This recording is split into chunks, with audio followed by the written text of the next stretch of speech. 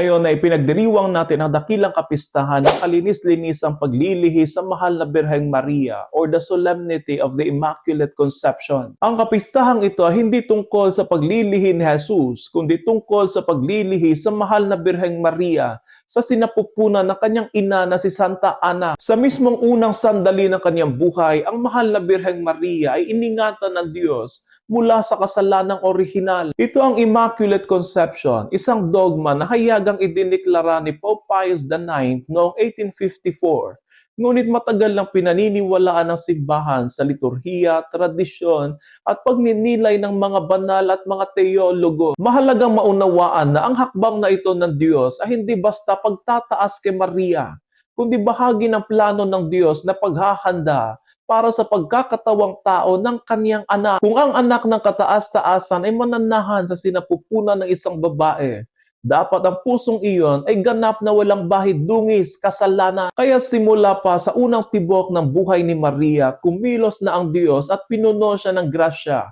Hindi dahil siya ay matuwid kaysa sa lahat, kundi dahil siya ay tinatawag sa isang natatanging misyon. Napakahalaga ng ambag ni Blessed John Duns Scotus, isang Fransiskanong teologo na nagpaliwanag ng malalim ng paano ng Immaculate Conception. Noong panahong iyon, marami ang nag-aalinlangan kung maaari bang si Maria ipaglihing walang kasalanang orihinal, sapagkat ang lahat ng tao ay nangangailangan ng kaligtasan. Ang sagot ni Duns Scotus ay napakalinaw at napakaganda.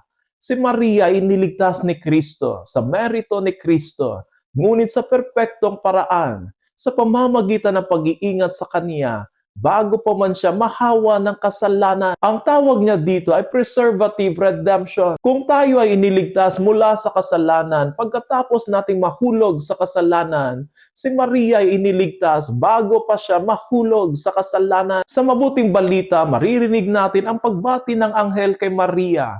Matuwa ka, ikaw ay kalugod-lugod sa Diyos. Sa orihinal na salitang Griego, ito ay hindi lamang nangangahulugang puno ng grasya, kundi siya ay pinuno ng grasya noon pa man at patuloy na pinupuspos ng grasya hanggang ngayon. Walang puwang ang kasalanan sa kanyang buhay, hindi dahil siya ay Diyos, kundi dahil hinubog siya ng Diyos upang maging ina ng tagapagligtas. Sa loob ng maraming siglo, kinilala si Maria bilang bagong Eva. Kung ang unang Eva ang nagdala ng sugat sa mundo sa pamamagitan ng pagsuway, si Maria naman ang nagdala ng kagalingan sa pamamagitan ng pagsunod. Ang isang babae ang naging daan upang pumasok ang kadiliman, at isang babae rin ang ginamit ng Diyos upang pumasok ang liwanag. Dito natin mauunawaan ng maayos ang Immaculate Conception.